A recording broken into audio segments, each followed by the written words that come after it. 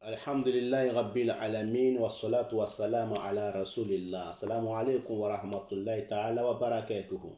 Nahmadullah wa nashkuruhu. Assalamu alaikum wa rahmatullahi wa barakatuhu. Chers frères et sœurs en islam, nous vous saluons avec meilleures des salutations. Nous demandons à Allah la protection contre les satans lapidés. Nous débutons notre intervention avec le nom d'Allah, le tout miséricorde d'Allah, le très miséricorde d'Allah. Chers frères et sœurs en islam, nous sommes aujourd'hui avec vous avec l'interprétation des rêves selon l'islam, saison 2, épisode 17. Nous allons vous parler de 4 images, chers frères et sœurs en islam. Car la face que ces images, quand on voit dans les rêves, soient bonheur pour nous, amis, dans ce monde ici-bas et l'au-delà. Qu'Allah nous protège contre les mal de nos rêves, amis. Nous allons vous parler d'une moto. Vélo, moteur, dont nous allons parler de tout ça. Chers frères et sœurs en islam, quand on voit qu'on rêve d'une moto ou d'un vélo moteur, ça nous parle de concours, un concours qui demande des efforts, d'encouragement. Et ça nous parle aussi d'un mariage. Et ça peut nous parler aussi d'une facilité après une difficulté. Quand on voit qu'on est sur la moto ou sur le vélo moteur. Si le rêveur voit qu'il est dessus, c'est-à-dire qu'il voit qu'il est monté sur le vélo ou sur la moto, il se mariera très prochainement. Si le rêveur voit qu'il tombe de la moto, s'il est marié, il divorcera ou se séparera d'un groupe, famille, amis, collègues, etc., etc. Ça nous parle aussi d'un voyage du rêveur à un moment précis. Quand on voit qu'on est sur la moto ou bien quand on voit qu'on est sur un vélo moteur, chers frères et sœurs en islam. Voilà l'interprétation des rêves de la moto ou du vélo moteur. Nous allons vous parler, chers frères et sœurs en islam, de deuxième image qui nous parle d'une boutique vêtements.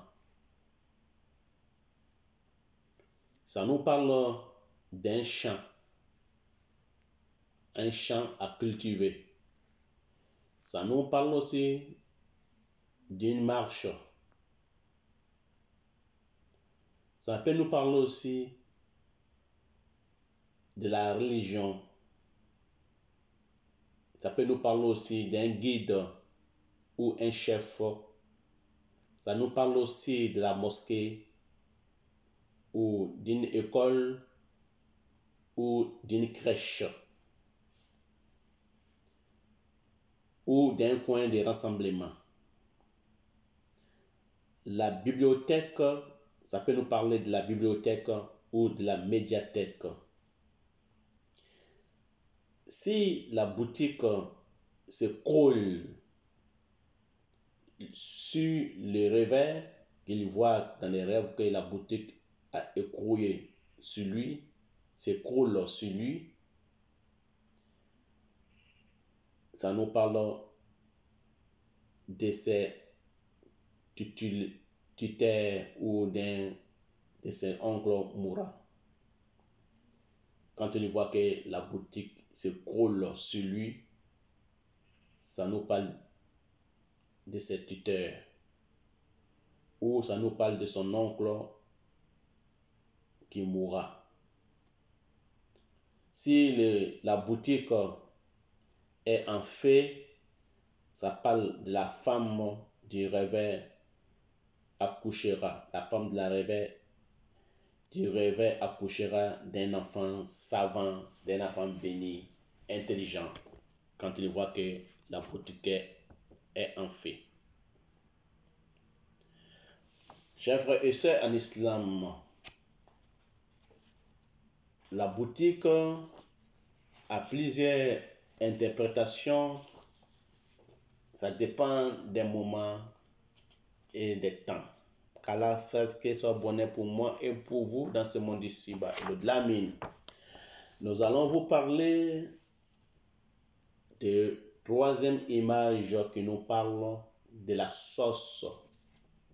La sauce que nous mange. Ça nous parle de la santé et la joie. Ça nous parle aussi d'une promesse. Si les rêveurs voient qu'un malade boit de la sauce, guérison d'une maladie, ça parle de la guérison de la maladie que la personne porte sur lui. Quand il voit dans les rêves qu'il mange de la sauce. Si un rêveur malade se voit boire la sauce et qu'un chien est à côté de lui, les sorciers l'atteindront. Les sorciers l'envoûteront. Si les chiens boivent avec lui dans les mêmes plats, il guérira de tous les méfaits des sorciers, de toutes les maladies étrangères. Le sort jeté sera vain. Le sort jeté sur lui sera vain quand il voit qu'il boit avec lui, un chien qui boit avec lui.